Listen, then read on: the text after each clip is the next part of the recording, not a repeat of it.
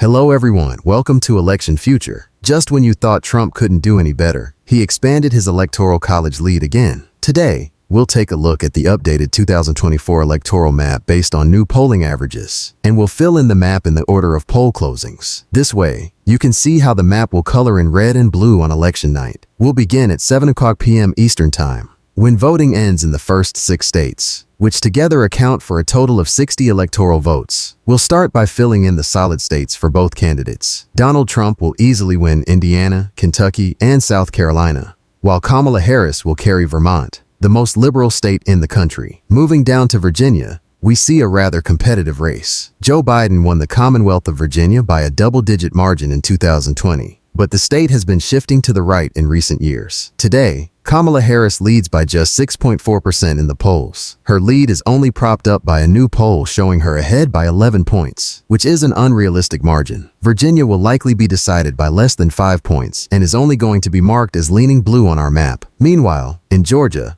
Kamala Harris is unlikely to replicate Joe Biden's success from 2020. Biden became the first Democrat to win the Peach State in nearly 3 decades in 2020. But now Donald Trump has taken a 0.9% lead in the polls. He leads in every recent survey, except for 2. According to the graph, Harris only held the lead for a brief period in early September, but Trump quickly regained the advantage. It's clear he will win Georgia back, a state he carried by 5 points in 2016. On our map today, Georgia will be marked as tilting in favor of the GOP. Next, at 7:30 p.m. Eastern Time, voting will end in Ohio, West Virginia, and North Carolina. West Virginia is solidly in favor of the GOP, and Republicans are likely to flip the Senate seat there, since Joe Manchin is not running for re-election. He will be replaced by Republican Jim Justice. In Ohio, we have a more competitive race, but Donald Trump currently leads by 7.4%. In both 2016 and 2020, the polls underestimated Trump's support, predicting a Republican victory by less than 1%, yet he won Ohio by over 8 points each time. There's no doubt he'll win the Buckeye State again, probably by a double-digit margin, so Ohio will be marked as likely red on our map. In North Carolina, the only swing state that voted for Trump in both of the last 2 elections, the polling average shows him ahead by 1%. He leads in virtually every recent poll, and Kamala Harris has never taken the lead in this state. Given Trump's typical underperformance in polls, it's a strong indicator that he will win North Carolina for a 3rd time.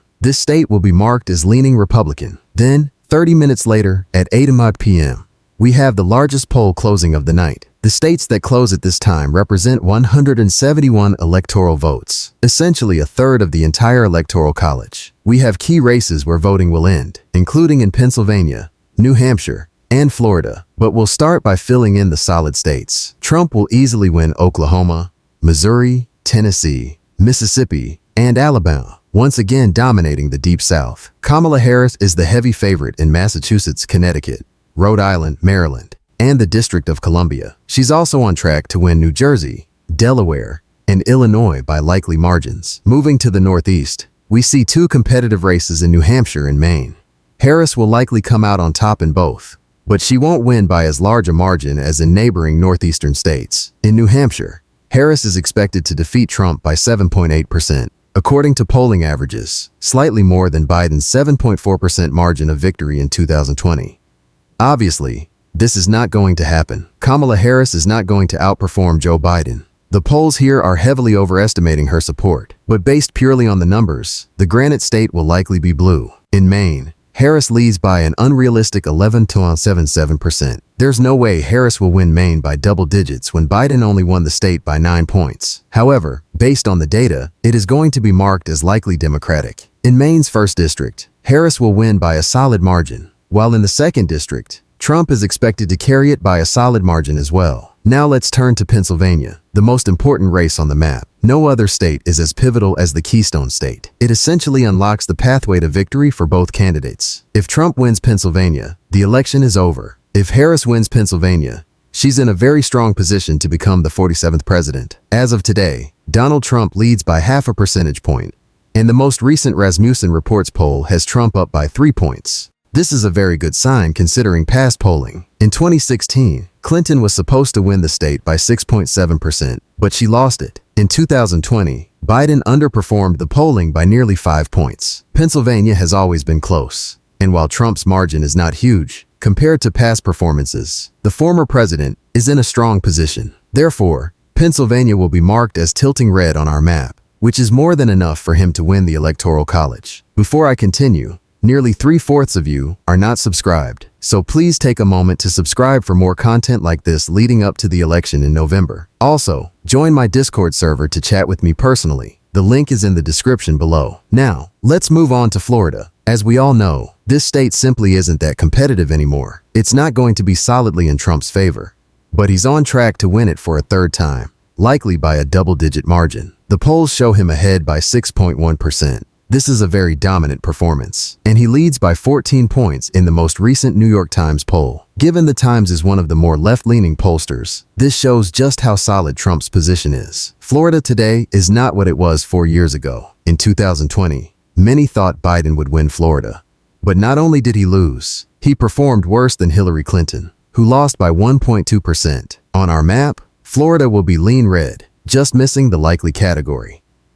However, once all votes are counted, Trump is expected to win by 7 points or more. At 8:30 p.m. Eastern Time, voting will end in Arkansas, which will obviously go in Trump's favor. Fast forward another half hour to 9 p.m. Eastern Time, when we have the second largest poll closing of the night. Another third of the Electoral College is up for grabs, with states ranging from New York in the east to Arizona in the west. We'll start by filling in the solid states. Trump will easily win Louisiana, Kansas, all of Nebraska except its 2nd district, as well as North Dakota, South Dakota, and Wyoming. Now, let's focus on the Midwest, where there are several contentious races. Starting with Minnesota, Harris is only on track to win Minnesota because she chose Tim Walz as her running mate. And even then, she's not performing well. Joe Biden won Minnesota by 7 points in the last election, but today Harris leads by just 4.7%. Rasmussen Reports, one of the most accurate pollsters, shows Harris leading by only 3%.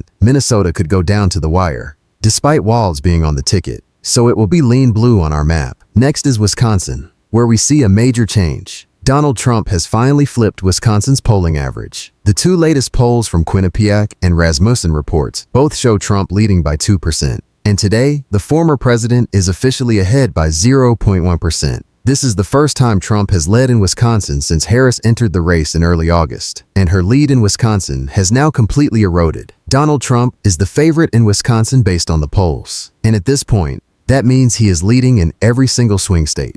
All 7 battlegrounds. We'll look at the remaining 3 in just a few minutes, but with every key race trending in Trump's favor, Kamala Harris has virtually no pathways left to the presidency. In neighboring Michigan, Trump flipped the polls a few days ago, and today he leads by 0.9%. He is clearly the favorite here, and the bad news for Harris is that Michigan is the most liberal of the 7 swing states. Joe Biden won Michigan by a larger margin than any of the other battlegrounds, but the polls have historically overestimated Democratic support here. In 2016, Hillary Clinton was expected to win Michigan by 11 points, but lost the state entirely. Similarly, Harris led in the polling average from the time she entered the race, but a few days ago, Trump retook the lead, putting him in a strong position to flip Michigan back, a state he won in 2016 but lost in 2020. On the map, Michigan will be tilting red. In Iowa, Trump is on track to win by 4 points according to the only available poll. However, this poll is clearly inaccurate, as Trump will likely win by at least 8 to 10 points. Based purely on the data, Iowa will be marked as lean Republican. In Nebraska's 2nd district, Harris leads by an average of 10 points, so it will be marked as likely blue. Meanwhile,